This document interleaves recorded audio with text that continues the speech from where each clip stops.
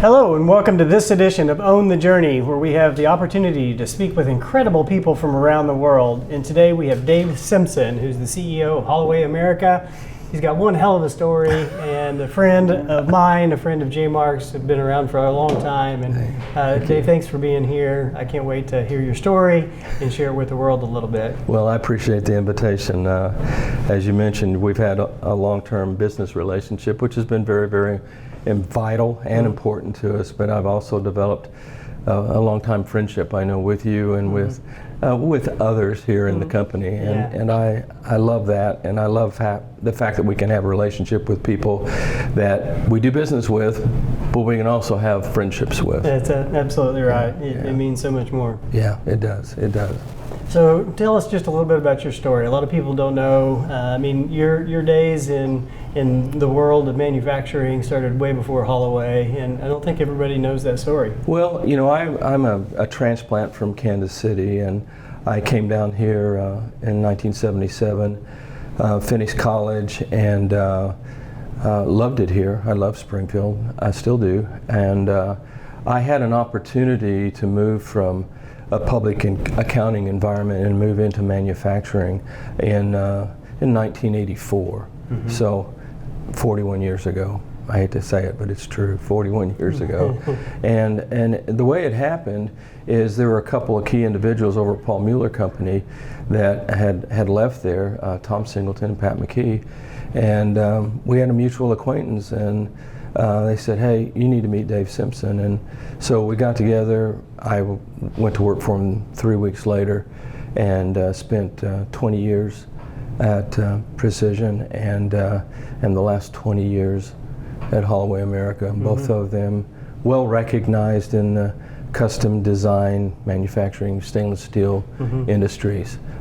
Similarities for sure, but also differences, between the two entities. So I've spent a lot of time learning about the manufacturing process and dealing with the most difficult thing in any business is personnel. I mean, challenging people, equipping them, that's a challenge. Yeah. It's a challenge. And the other things, they all work out, it seems like, but the most difficult is to making sure that you've got the relationships with people that you need to have. Yeah. Well, I love the way that you guys have been so intentional about culture at Holloway. I mean, when you, we'll circle back to Precision and how that whole thing transitioned, but I want to lean into the culture thing because you have decided as an organization to devote an enormous amount of energy to making sure that your people are taken care of and that you're creating an environment where people want to work.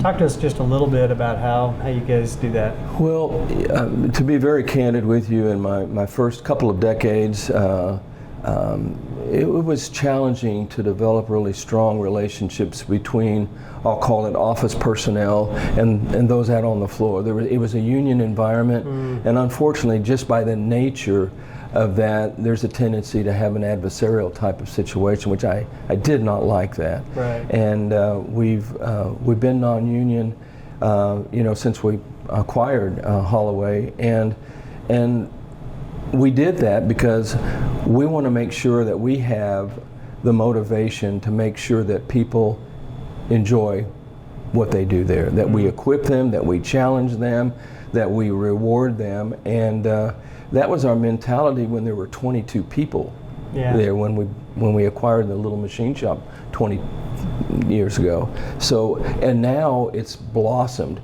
It's a little bit more difficult to get your arms around everything with 185 employees now. But boy, we've got some great people that have really helped us to develop that nature, and we are constantly working on that relationship, constantly working on it.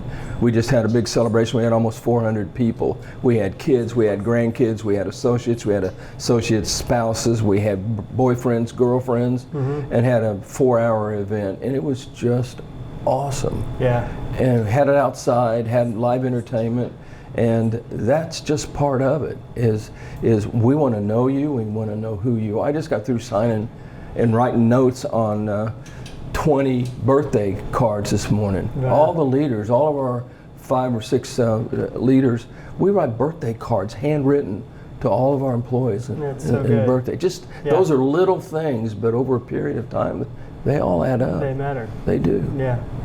Well, I think you said it and you leaned into it. I mean, it fundamentally it comes down to relationships and taking care of people and their families. Yeah. And when you put those priorities first, then it all can kind of work out. Yeah, it can. And I think, there are always difficult decisions to make. And things that sometimes, you wish you didn't have to do, but, our company really is based on, back when Pat and I bought it, is based upon our faith. We pray like it all depends on God, and we work like it all depends on us. And that collaboration has seemed to work well. And so I think at the end of the day, we still have to make difficult decisions, whether it's personnel or whatever, and some of those are difficult, but we recognize that if we put the responsibility that we as leadership have to the entire company, to all 400 people that are on our benefits program or employed by us, one or the other, that if we put priority for company first, we can get by the difficult things that we have to take care of when it comes to individuals. And so we've been successful at that, and we're very, very, very grateful. We know that God's favor has been on us, and we know that, we as leaders, we're accountable to one another, and when we make decisions, even if they're very difficult decisions, we walk out of the room all 100%. Because we know how important that is in the eyes of every other single associate in the company. Yeah, so tell me about that. How did you get your leadership team? I think that's one of the hard things that leadership teams have to mature into, and that is that we may not all agree, but when we make a decision, we're all on the same page. Such a great point. We all have to support it. Yeah. How did you get the team there? Well, a lot of it is just experiencing business, experiencing it, sitting at a table saying, we got an issue here, let's talk about it.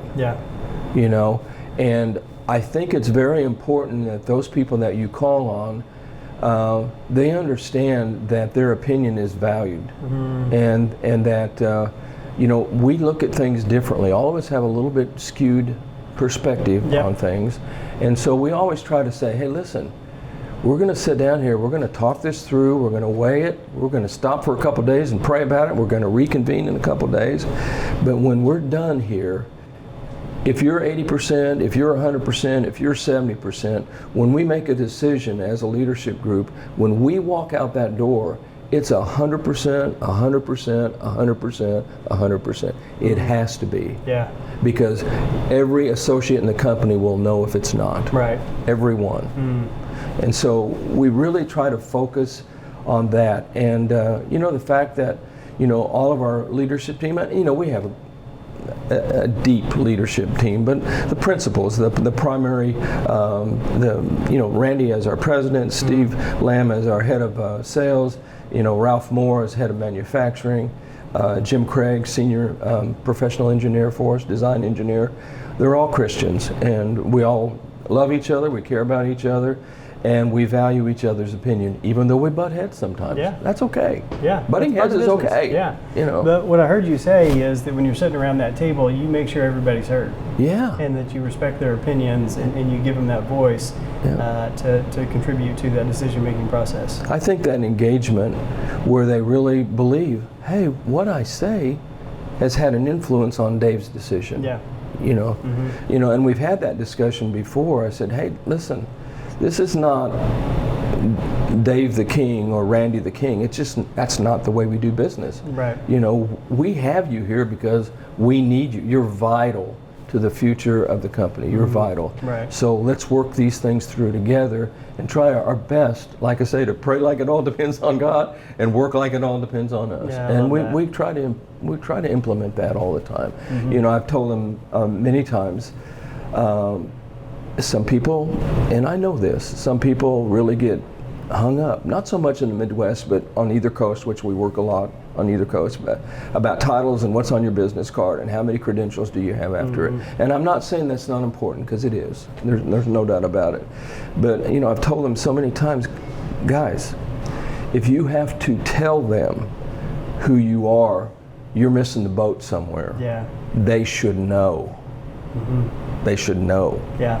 And I read this a long time ago. Who knows what of the, you've read more books than I have, but I just remember reading a book, and it's been some time ago. It just says, if you think you're leading and no one's following, you're just taking a walk. And I've shared that with them so many times, guys. What you say on your business card and what your title is and what's on your door, I guess those are important. But the fact of the matter is, they'll know. Yeah, do you lead that way? Yeah. Do you lead? And They'll know. You don't have to show them your card. Yeah. They'll know. That's right. Yeah. Yeah, I love it. Yeah. So let's rewind back to Precision. I know that you guys decided to sell that business, and then you sold it to private equity and some big companies. Yeah. And then you had to sit back and kind of watch it go downhill. That had to be a little tough. Talk to us about that. Yeah, it's and it still is, to be really honest with you, because for 20 years, we really did pour a lot of ourselves into the company. And we built a facility out on 65, which now houses part of 3M's division there.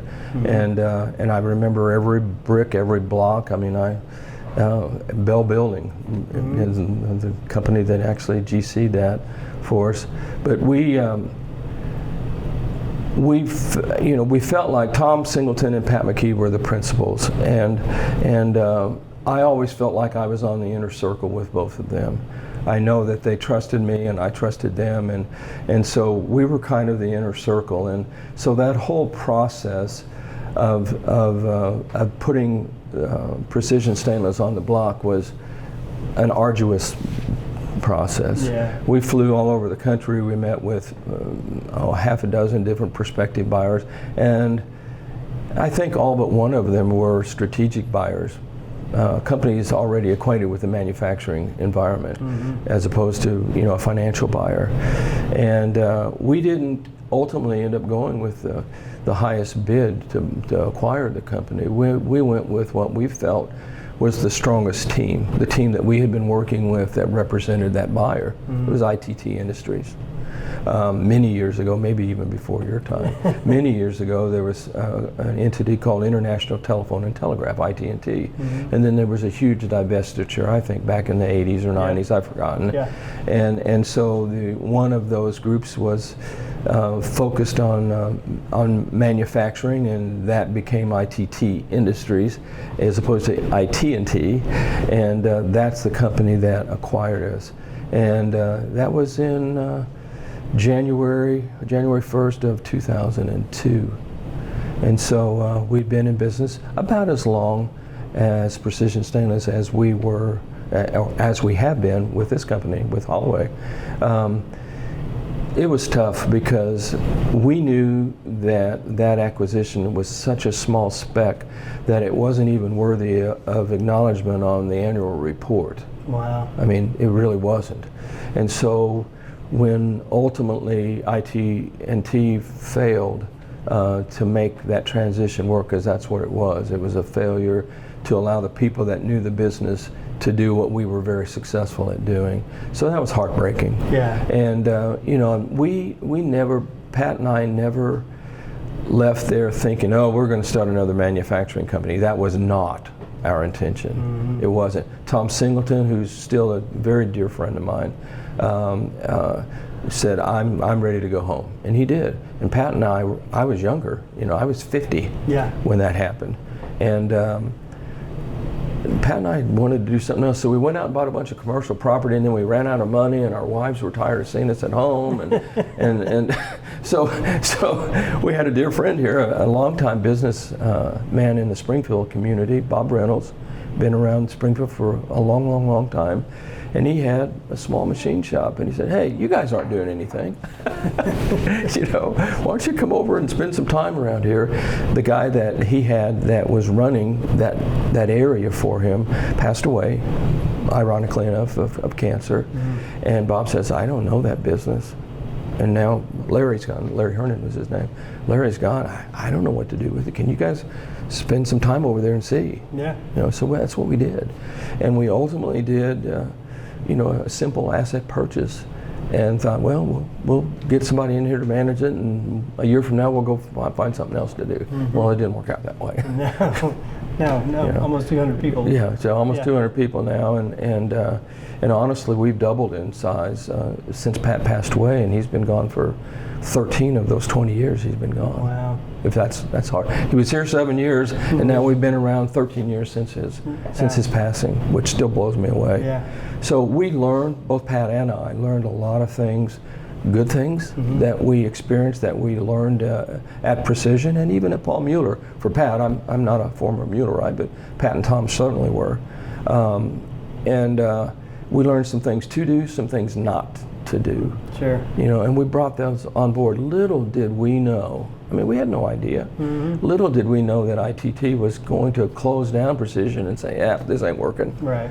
About the time Pat and I decided to move back into the manufacturing business, right, building vessels and tanks. About that time. Wow. And we went, that's an opportunity. I wonder if, maybe there's an opportunity there. Yeah. So we're sitting in his office. There was no board meeting. There was no bunch of votes. There's just Pat and I. Yeah. Okay. Do we want to enter back into the vessel as opposed to a machine shop? Do we want to enter back into a pressure vessel and ASME environment and all that type of stuff? We kind of looked at each other and go, we're probably better because we don't know this business that well. We're probably better. I said, okay, and that was it. That was our decision. Yeah. We'd prayed about it for a few days, but that was our decision. And a year later, we had the economic collapse of 2008 and 2009, and I'll never forget looking at each other going, whoops. Now what do we do? Yeah, now what do we do? But we'd already made a commitment to buy at least 2 of the facilities that we have now, roughly 55,000 square feet. Yeah. We'd already made that commitment, already placed orders for equipment that we knew were going to be essential for us to enter back into the vessel business. And we said, that's okay, we can do this, we can do this, and we did, and we could do this. And you've thrived through it. Yeah, we have. So we learned a lot of lessons through difficult times. I'll never forget. I still can't talk about it without getting emotional. It's just me. I had such a long time and a good relationship with Pat, but I will never, ever forget sitting in that conference room Saturday morning after he died that night, the night before, and having all my leaders there, and because no one knew he was sick. He didn't want anybody to know. Wow. And so it was me. And so everybody's going, what are we having a meeting on Saturday morning for? And so to have to share that with them, it was devastating. Yeah, it was. And I said, I don't need a decision from you right now. I'm still trying to process all this. But I said, we need to know where we go from here. Pat had extensive experience in this industry. He was kind of our face because so many people knew him across the country and outside the country. And he was so valuable to us as a company. And they said, we don't need to think about it. Let's kick it. Let's go. Raise the bar. We're ready. They didn't have to think about it. They said, let's do this. Together. Yeah, right but there. That's the culture you're talking about. Yeah, that's the culture. Yeah. It was right there. It wasn't like, okay, we'll meet again. We'll reconvene in a week. Yeah. It was like, we don't need to think about this. We got it. We know what we're supposed to do. That's so good. Yeah. Yeah, and I think one of the beautiful things about all of that that I've admired about you over the years is you still stay in touch with Pat's wife and their family and talk to them on a regular basis because you guys were so close. They were all out at the celebration. Yeah. And Nina, she's like a sister to me, and she knows that. I love her to death. But there's so many times that she'll call me and she said, I've got a man question. And I go, okay, what do you got? Yeah. It could be anything from the water heater's not working to what do I do with this car to, how do I handle this investment or whatever, And I love that we've kept such a strong relationship all these years. And her daughter, Leslie, and I, Leslie, I remember Leslie walking as a 16-year-old walking into my office at Precision Stainless, And she looked ashen, and I go, "Are you okay?" She said, I just wrecked my car. I said, "Are you okay?" Yeah, I'm okay, but I wrecked my car. I said, I can't tell Pops. That's what she called Pat. I can't tell Pops. I said, "Oh yeah, you can. You can tell him. It's okay. He'll be concerned about your well-being. Yeah. This is just part of it. You can do it. You know." And that was at 16. She's 56 now. Yeah. It's amazing. I know. What happened? Yeah, overnight. What happened? Yeah. Their daughter, Pat and Nina's granddaughter, is now a veterinary up in Michigan, the state of Michigan right now, equine. Yeah. So, they're it's quite an experience. Yeah. Well, let's talk a little bit about your decision to put Randy into the president role. Sure. I know that you've led the company, you're doing the things and going at 100 miles an hour. Yeah. But Randy has become an amazing part of the team. He has. And he's an amazing individual. But it's hard to let go of the reins. Yeah. And to hand over some of those decisions and some of the operations. And so talk to us about that journey, that decision for you, and then what's the result, or what the result has been. Well, I mean, we've all heard the phrase, the cream rises to the top, and I mean that in a good way. We hired Randy when he was still in college at Precision. So he cut his teeth on the pieces and parts of vessels, what we call components, valves, fittings, whatever, all the pieces and parts that go on to vessels as we fabricate them. And it's a great place to start because you kind of start learning from the foundation about how this really works. Yeah. I think he was 21 years old. He's 46 now. Yeah. So I've known him since he was a kid. I've known his father, who is Vic Caldwell, who was executive vice president of sales at Lauren Cook, and quadrupled them in size over the 30 years he spent there. So I knew he had it in his blood. I knew he had it in his genes, And so when he came to work at Holloway after ITT closed down Precision, I knew at the time, he's got the youthfulness. He's certainly got, if you're pardon the old expression, piss and vinegar, okay? And, you watch him closely, and he did just kind of what I expected him to. And boy, this last 5 or 6 years, I've tried to pour everything, which isn't much sometimes I think, but I've tried to pour everything that I've got, whether it's relationships, he's gotten to know you a little bit, and I just try to introduce him to everybody that I think is important that he knows. I don't care if it's bankers, insurance people, IT people, vendors, I don't care. I want him to know everybody that I know and then some. And I've just tried, there's nothing that I want more for him to be 10 times more successful than I was. I mean, that's the way I want it to be. Yeah. What smart person wouldn't want them? Even if there was no financial component or reward to me for that, why would I not want him to exceed anything that I've ever done? Right. And so he's always had a great attitude. He's got this mentality these last 4 or 5 years that anything that he can take off Dave's plate, that Dave doesn't have to worry about, is my responsibility. And he's taken that attitude. And I so appreciate that. And yet he knows that if he needs me for anything, if he needs to bounce something off of me, he knows all you gotta do is call me. And I'm gonna say, hey, what do we need to get together? Yeah, let's do it. And he knows that. And so I've seen him blossom over these last 5 years, not only on the sales side, but the backroom stuff, the financial side, he was real weak at, but now he's got a grasp on this $2.5 million healthcare component of our business and how that works, and how a captive market works, and how self-insurance works and stuff, and the financial component of things. And I think probably the most significant thing in my mind, outside of the relationship building, that he has really grasped is something that I think was missing all along at Precision. I really think it was. And that is this relationship between the sales effort. What are we selling? And the financial component of it is, what do we need to sell it for? Margin management. Yeah, and understanding that. I've never seen so many light bulbs go on 20 people in our sales force that over a period of time, and then they say, can I come and talk to you about something one-on-one? And the light bulb just goes click. Mm-hmm. And you could see it happen. You can almost see it open up in their mind. I got it. Yeah. I got it. And from that moment on, and that really began happening about the time I put Randy in place as president, because he was so strong on the sales side. I said, okay, now you need to understand the backroom stuff. You really need to understand, what does contribution margin mean? What does that mean in a manufacturing environment? And he has come so far in understanding that we've actually got information data collecting systems that you guys have played a role in, that Power BI that we use, that we can just manipulate the out of data and say, I want to look at it this way, I want to look at it this way, I want to see it this way, what about this? And we've got so much now that the ERP system is kind of, whatever. It's a data collection system over there. That's right. I don't care. I want to see this. Right. And so I guess that's good. Yeah.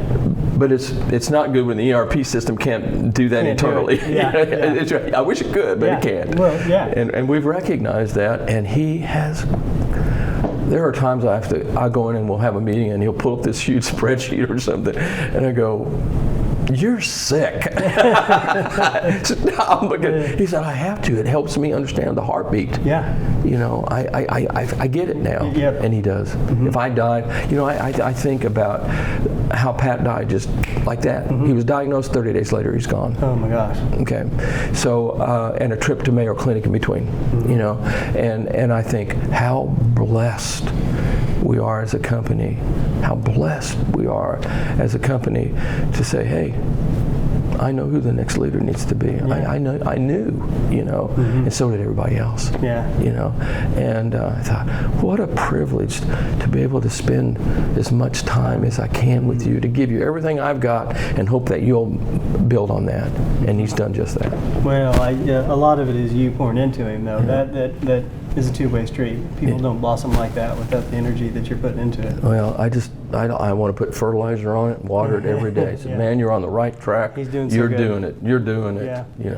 Well, tell me about the data. There's been a time or two that the information that you have had in your system has made $1 million decisions and transformations into your business. So, in a world of AI, in a world of data, in a world of trying to deal with technology and the challenges against people, how has that transformed your organization? It's a work in process. I'll be honest with you, and to tell you that I can assure you that Randy could sit here and probably address that question probably more in depth than I can. The reality is, and he understands the impact that AI can make on our company. He understands it. He does. In fact, he and I have, we attended the event, last year. And both of us, the single most memorable comment that you made, and there was a lot there, but the single most was when you said, okay, everybody know the Industrial Revolution? Do you kind of remember what that is? Well, this is about when it ran, 1920 to 1990 or somewhere in there, 70 years. Okay, what's going to happen in the next 5 years technologically, information-wise, data-wise? In the next 5 years will exceed what happened. And I'm old enough to know what things were like in 1940 and 1950, And when you said that, I thought, really, I was kind of, my jaw dropped. And I thought, okay, we've got to get on board. But to tell you that I don't have any reservations about that data, I do. It's tough. It's tough. And I know from personal experience, at least today, that it's not always dependable, okay? You have to question some things sometimes, which is good. It's healthy to question things. But I think probably the biggest thing that has happened to us is to fully recognize that the ERP system that we have is, for the most part, a data collection system. I mean, it really is. And so we pull everything we need from that to see what we want to see. And now we've garnered that information for years now, so now we have great track records. It doesn't matter whether it's by sales division, by product type. It just doesn't matter. We can look everything to the penny if we want to. At the click, I mean, just click, okay, there it is. It tells you the truth. Yeah. And then when we see something that doesn't pass the smell test, like sometimes you'll get a response from Chat GPT or something that, I'm sorry, that doesn't quite fit. I'm going to have to investigate that. Yeah. You know, we can do that and go, hey, there's a glitch there. Yeah. We need to fix that. Yeah. You know, but I think, you know, and you know, my background is more financial, more analytical, less engineering, less manufacturing. But I've learned that over 40 years, you know. But at the end of the day, we can manage so much better when we know what's going on. And that whole link between the sales effort and how do we evaluate what we do financially, the entire WHIP schedule, the entire how we recognizing revenues and expenses associated with them. You know, I don't expect a guy that's really a good salesman that has no accounting expertise whatsoever, didn't take but accounting 101 and failed it, and you know, I don't expect them to know. They have to learn it. They have to understand it. And man, Randy has done such a super job with that. So he really, really has. Yeah. That's helped us. I mean, he's got dashboards. He's got dashboards he won't even let me see. He say, I know this, and I know this, and I know this. Well, what's it like, you know, there's got to be a sense of pride inside the whole organization to know that you guys are manufacturing materials, vessels for large manufacturer, large pharmaceutical companies that literally are saving people's lives. I mean, there's got to be a sense of pride inside the organization. There is a sense of pride there, and you know, Jim Craig, who's one of our owners and the head of our engineering area, and a PE, very sharp guy. Gosh, he leaves me in the wake, you know. But he's such an intelligent guy, and I remember when COVID broke out, and he said, you know, we may need to do something here, because the breathing equipment, that there wasn't adequate enough for it, and no one knew what was going on. None of us knew what was going on. The guy sits in his shop and develops this system. Of course, about the time he did, they started realizing, hey, these breathing systems may be causing more problems than helping. But he literally, he got with respiratory therapists and doctors, but that's, he said, I said, do it, you got my blessing, get her done. You know, this is maybe a small role that we can play. And then I know enough people in the manufacturing industry that if we have to, you know, lock arms and say, okay, we need 1,000 of these a week, how are we going to do it? You know, that we could do it. You know, we were posturing ourselves to do that. So that's the mentality that we have. But you know, there's I don't even know how to describe it, but you know, there's something going on, I think, around the world, with an emphasis in the United States about people giving consideration to alternative medical care, medical treatment from the traditional way that you and I grew up. You know, you're sick, you go to the doctor, they tell you what to do, and you get better. You know, I mean, and so now they're popping up everywhere as kind of a complement to traditional medicine. So we have mixed feelings about that, because you know, you don't want to slap the hand that feeds you. You know, we do a huge amount of work with the largest pharmaceutical company in the world, Eli Lilly. You know, they have a huge expansion going up north of Indianapolis. Their headquarters, international headquarters, in an area called Lebanon, and I don't remember. Hundreds and hundreds and hundreds and hundreds of vessels in this facility, and that's just the vessel. You know, and they're the largest, and they love us, and they call us. We want you to do this, you know, and that has taken a while to jump from the ship of Precision Stainless that Eli Lilly did know, okay, and now Precision Stainless isn't there. How do we ride on the coattails of that for Holloway? And that took a while. We had to prove ourselves. I mean, we really did. We had to prove ourselves, and so for the last 10 or 12 years, that's what we've been doing, and it's paying off. And now Eli Lilly says, we want you to do this. You're the only one that we really trust to do this. Wow. You know, so Yeah. it's an honor. It is. I mean, it really, well, really is. And when you've got a team that takes pride in their work, Midwest values, Yeah. doing things right, Yeah. and that's what people want. Yeah, it is. It's a partner that they And that's need. not everywhere.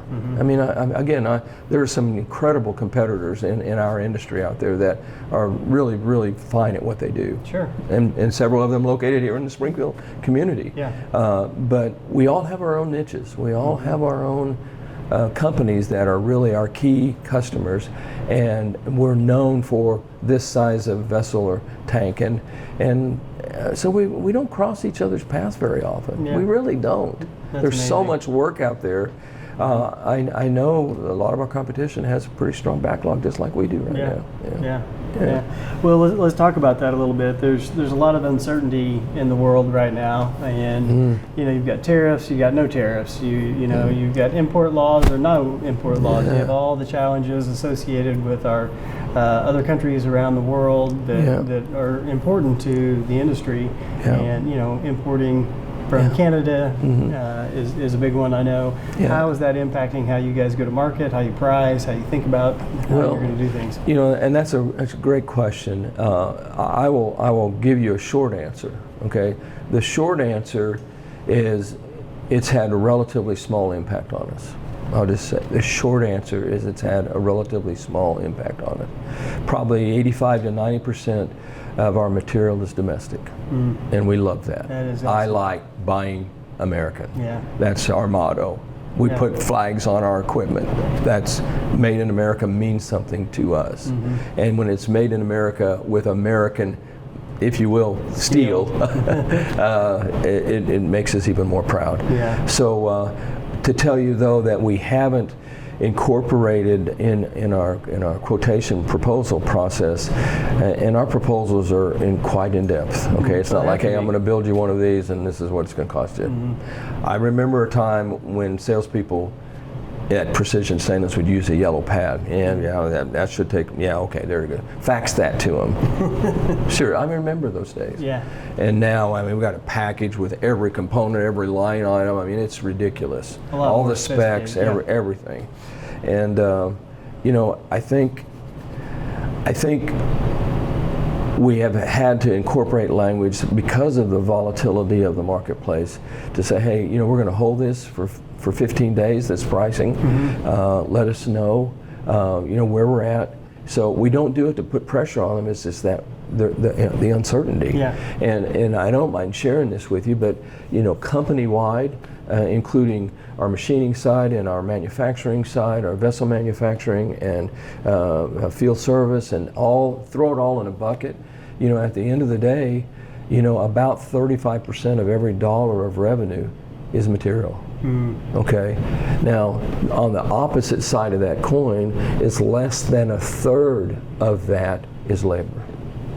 Less than a third of the material price. So around 10% of the revenue dollar is labor. Wow. And 35% is material. So a fluctuation in that material is far more graphic than a little bit of fluctuation in the hourly rate that we're averaging out on the floor. Heck yeah. Far more. Yeah. Okay.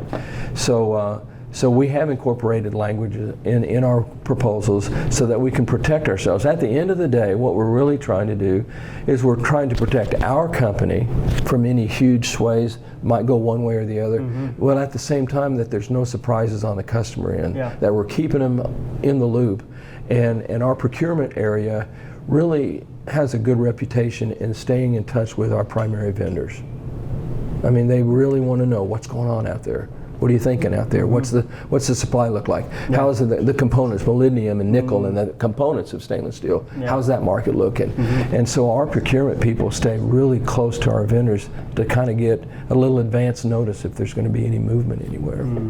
So well, again, it's that relationship all the way through. It is. The entire supply chain all the way through to your customers Absolutely. and your team. Relationship. Absolutely. Love that. That's true. Yeah. And we depend on our procurement side for that. They've got to keep us in And again, it's the same thing. I was saying, sales, well, they just sell. Well, they need to know what they're selling and how we're evaluating it. So the financial component comes in. It's not just, what are the terms? We're going to get 10% now and 20% whatever. It's, okay, well, what are we selling for and why? Well, what I'm hearing from all of that is the maturity that you've built into the business to understand that back end has prepared you for the volatility of the market today. And that data-driven decision making and having clarity has just changed the way that you can handle these kind of things. It does, and it helps us to focus on where is the most volatility at. Is it in a labor rate? If our average labor rate's $30 an hour and it changes to 30 and a quarter on 11% of the sales price, I don't care. It doesn't matter. It doesn't matter. I mean, it may long term. I need to be aware of it because we incorporate those rates in the quotation, the proposal process, obviously. And but I'm far more concerned about what's happening on the material side, which is, like I say, more than 3 times our cost. Gosh, that's crazy. Okay, I want to switch to something a little more personal. Okay. You and your wife have had a series of challenges when it comes to health, her health. You've had to lead through that. You've had to deal with a growing company, training people, and I hear you say how blessed you are, how wonderful your life is, and there's some people that would take on those challenges and be bitter about it. And you're not. And you continue to pay it forward and bless other people and lean into other people. What is it that ties your world together that gives you permission to navigate through it the way you have? I don't, first of all, thank you, that's very kind, but to tell you that there haven't been times, especially in the last 10 or 12 years, that I haven't said, okay, Lord, how much of this do you want me to take right now? To tell you that those thoughts have never crossed my mind would be a lie. But I really believe that, my faith in a bigger picture, a bigger picture. The relationships that I have, my family, my wife, my children, those are of vital importance to me. And sometimes, and you know this, sometimes they get out of whack sometimes. You're just so eaten up with trying to make the company everything that it needs to be, and sometimes it gets out of kilter a little bit, and at least it has for me anyway. And so you have to step back sometime. Outside of that, my wife and I have been married 43 years next month, and she was diagnosed with MS, and we had been married 12 years. Wow. So did we expect life to be like that? No. Did we expect to be traveling and doing fun things and stuff, and the fact that she can't fly anymore? Yeah. So we make a big event out of going to Nashville, because I can drive there in 7 hours, right? And so, you just you adjust based upon what life deals you, because I can reflect, I can look in the wake behind this small boat that I'm in. I can look at the wake and see the influence that I've had on others, and I can see the influence that others have had on me. And at the end of the day, if I died on my way out to my car after this interview, I've had a rich life. I've had wonderful friends, wonderful wife, wonderful kids, lots of great relationships. I will have lived an incredible life.